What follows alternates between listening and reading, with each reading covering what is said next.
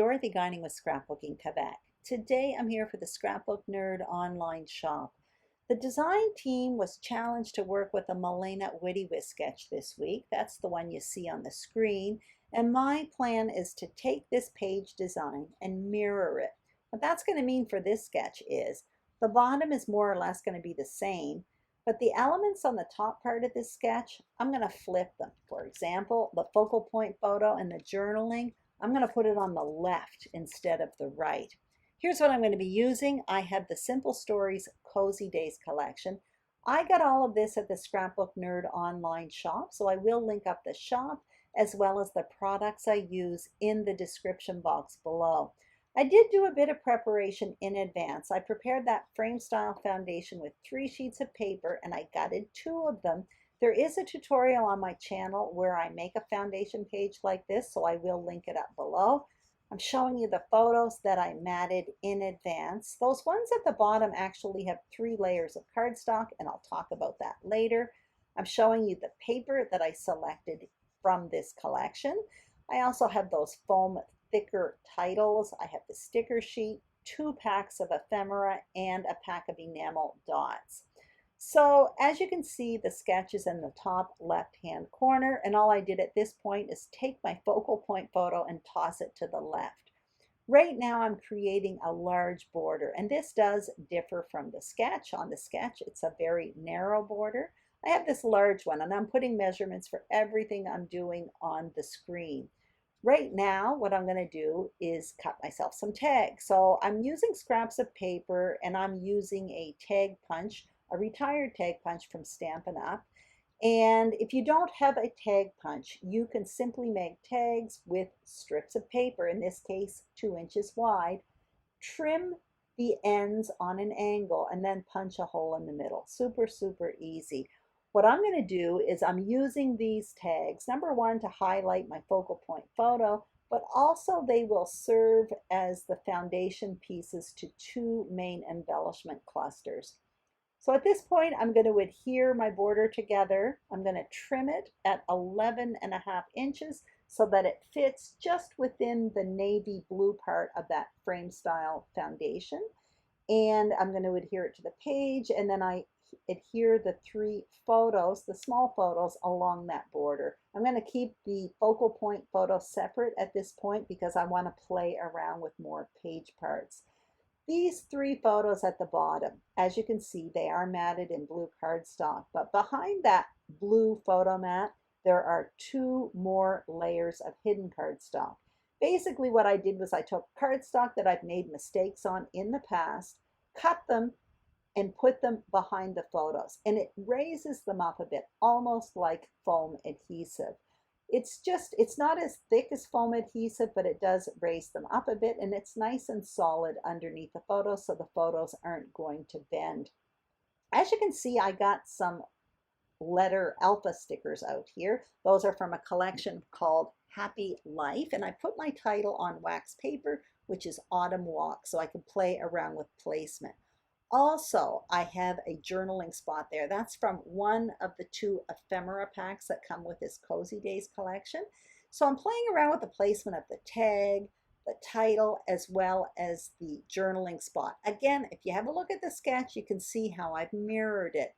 The focal point photo and the journaling is going to be on the left instead of the right, and the title is going to be on the right instead of the left. That's it. Before adhering anything or before continuing, I decide to add some ink to the edges of my tag as well as that journaling spot, well, to the tags actually, to all of them. And before putting ink everywhere, I made sure to test a spot that would be hidden behind the focal point photo because I wasn't sure of the color. That one there is called Basic Gray. It's a really dark gray, and I'm using a Ranger Mini blending brush. So all that's in place.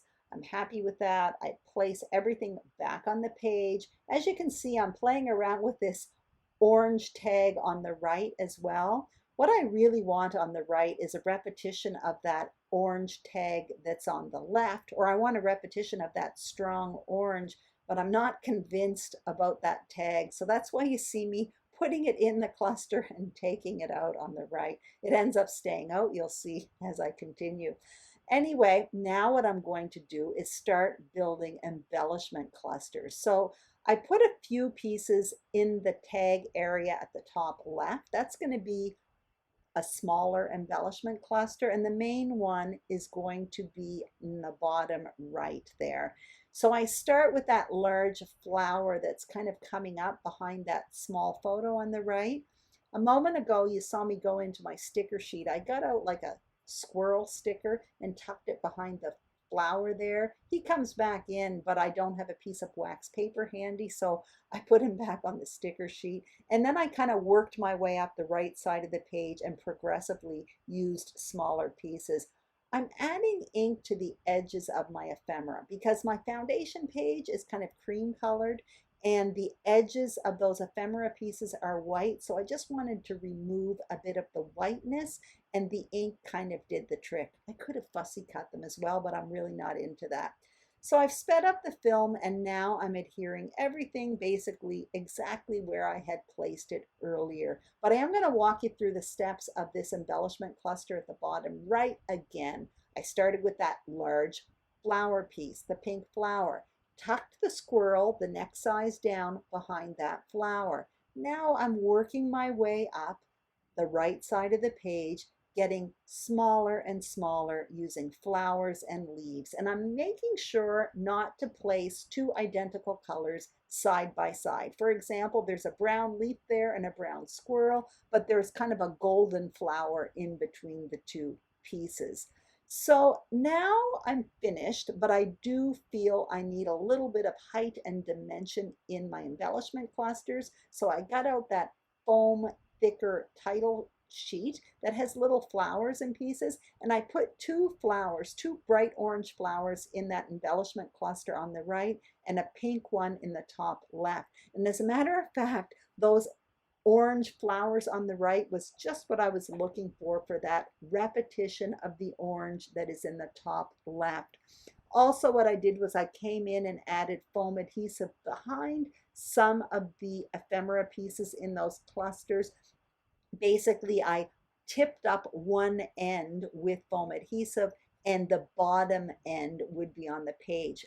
A better example of that is that if you look at the leaves at the top page, the ends of the leaves are popped up, but the bottom are actually adhered to the page. You see me right now creating some rings to put around my tags, some reinforcers. So what I did was I used a hole punch, a 1/2-inch circle punch, which created a ring.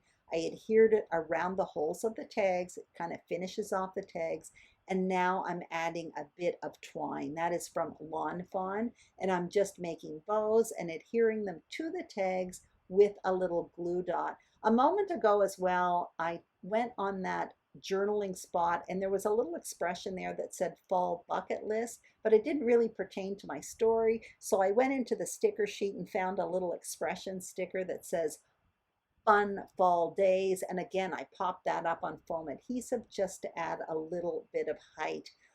Anyway, I'm just doing the finishing touches here. You may notice I haven't adhered my journaling spot at this point. That's because I want to do my journaling before adhering it to the page because it is going to be a little bumpy in that area and I don't want my writing to get messed up. So you'll see it in the still photos at the very end. I'm coming in with some enamel dots. I end up not using them.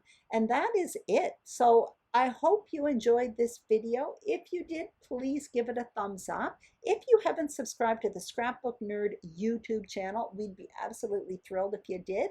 The same thing, if you haven't subscribed to Scrapbooking Quebec, please subscribe. I'd be absolutely thrilled. Also, make sure you check out the Scrapbook Nerd Online Shop. The link to the shop is below. Thank you so much for watching and have a fantastic day. Bye-bye.